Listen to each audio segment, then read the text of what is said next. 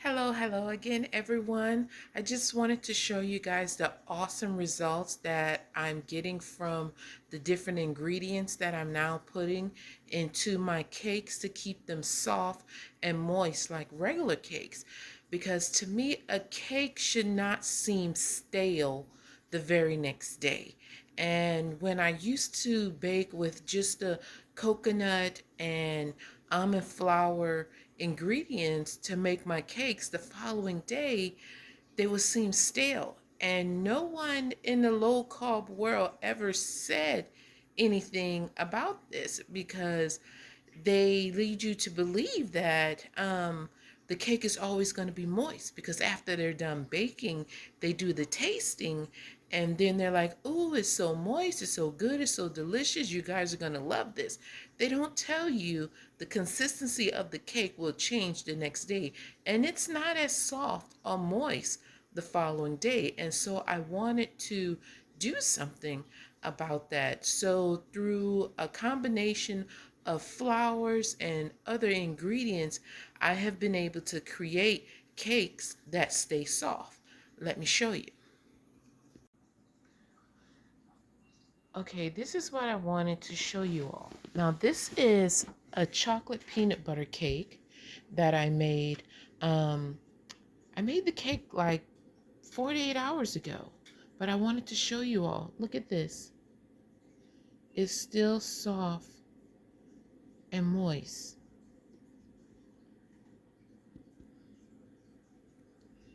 And I was able to create um, a few layers of flavor in here.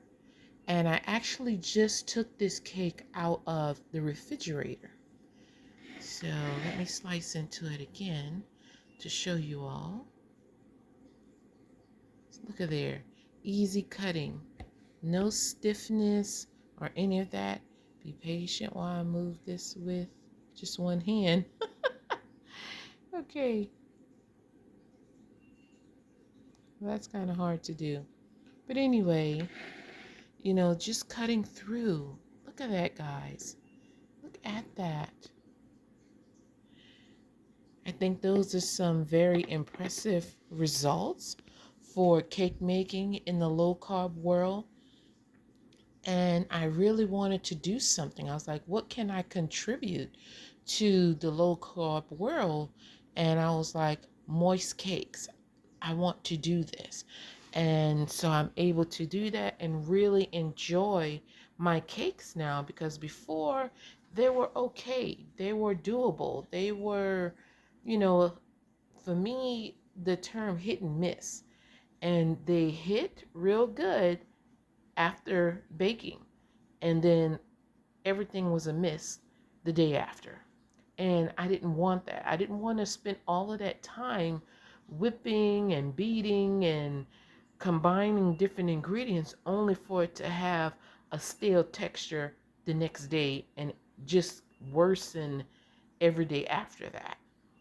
And the only way to revive these baked goods were to heat them in the microwave. But if you've already put frosting or a whipped topping on it, heating it up, it's not good because then you lose the outer flavors that you've put on top of this cake.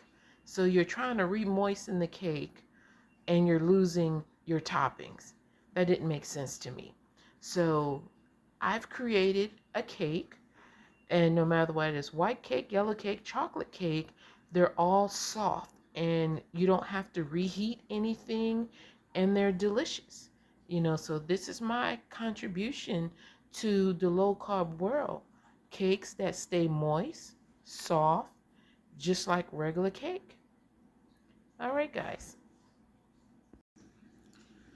Okay, so now that I've showed you what my cake looks like versus just using almond flour, because if you are a baker in the low carb lifestyle, you guys know exactly what I'm talking about. So to alleviate that, I've been putting out several recipes with whipped icings or frostings rather that are zero carb frostings, because I don't like the fact that um, a small piece of cake is like four something carbs, and when I eat that piece of cake, I'm wishing that I hadn't touched it or even bothered to bake it, because it doesn't seem worth the four carbs that it's been labeled as. So another thing that I wanted to alleviate, I wanted to create better tasting cakes. I wanted the carb count to be lower, because before you became a low carb eater, you were eating foods and snacks of a larger quantity to make yourself full. And switching over to low carb, you're still looking for those same portions of food, but you can't have those. And so some of us are left feeling like we're still starving. And if you're working, you can't fill up on liquids because you may not be able to go to the facilities as much. So you're stuck being hungry. And some people say, oh, you're not supposed to be snacking and stuff. But I'm like, that's bull, because if you're used to eating a certain amount of food, then yes, you need to snack. Now, for someone who may have been of a smaller size that really doesn't need to lose a whole lot of weight, then you're not really used to eating large amounts of food. So therefore, you are not a snacker, and you can go those long amount of times. Not everyone can do that. Until your body adjusts to this lifestyle, and then you do the intermittent fasting along with your low carb diet plan or lifestyle, then that's when you can go longer without eating, and you may not need as big portions. But I like to make large portions for lower carb counts, because that way I feel full, I feel satisfied, and I get to really have what I want. Now, there are some things that needs to be small, and with that, I don't have an issue with, because I make certain things that I want small, because they still contain like some regular food items in those, or the ingredients call for something with a high carb count. So I make those portions small. But if it's something that's completely low carb, within the realms of keto and low carb baking or cooking, yeah, I need the portion to be larger. Okay, so going back to the cakes, I lost my train of thought because my hubby just walked through and asked me some questions, so I had to pause. But anyway, making the cake softer is a way for me to contribute to the low carb world. Now, I said that no one mentioned anything about the cake's consistency changing the next day. I'm going to retract that statement, because it's not like I watch every low carb bake or YouTuber that's out there. I haven't seen everyone's video, but for the ones that I have seen, when I first got into this, none of them mentioned anything about the consistency of the cakes and the cookies changing. And there are about like four main ones that I watch, and within the 2 years, on some of their videos, and I have not seen all of their videos, but the ones that I have seen, nothing was mentioned about the consistency of the cake changing. So I definitely want to make you all aware that there are ways to make your cakes last longer, stay softer, and have that moist texture to them all the time. And I've showed that in my cakes. And I just was able to pull the weight, the slice that I cut into, but I couldn't move it because I was using one hand. And I'll go back and I'll show you guys a more close-up look of the slice of cake.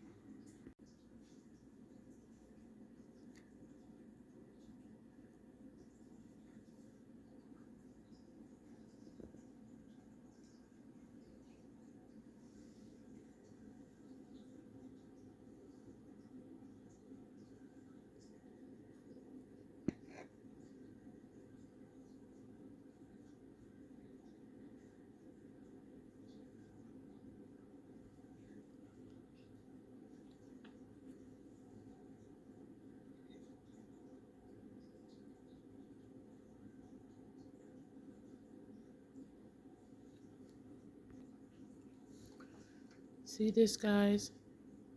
Soft. I mean, you can just, and it bounces back. It has some give to it. Like I mentioned earlier on, the cake part, I made this cake 2 days ago. Okay, so I've said all I wanted to say about the baking. I will leave you all with this.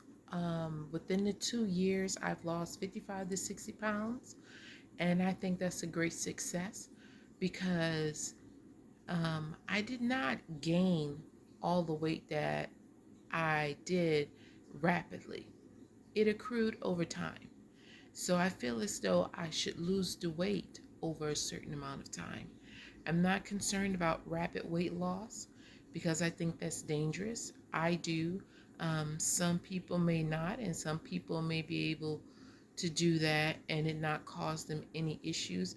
But I have, diabetes, high blood pressure, high cholesterol, or at least I did. Some of those I no longer have. Um, but going back to what I said, I use food to make myself large, and I'm going to use food to make myself small, but at my own pace. And I've been doing that by bombarding my food with different herbs and ingredients that aid in weight loss to speed up my metabolism, but also to make my skin and everything healthy, to make my hair grow longer and to look healthy. I don't want to lose weight and look shriveled up and old because I think that's not healthy, and I think it's not necessary. I didn't lose weight to look old, you know. I want to still look young. I mean, I'm knocking on 50 people, but the compliments that I get, I never get told that I look like I'm close to 50, and I think that's awesome. And that's what I'm striving for. So I'll end this the way that I always do because we do need to stay strong, stay positive, and stay focused while doing this lifestyle. And let's lean on each other, be each other's strength as well as resources. So enjoy the rest of your day, and I'll talk to you again real soon.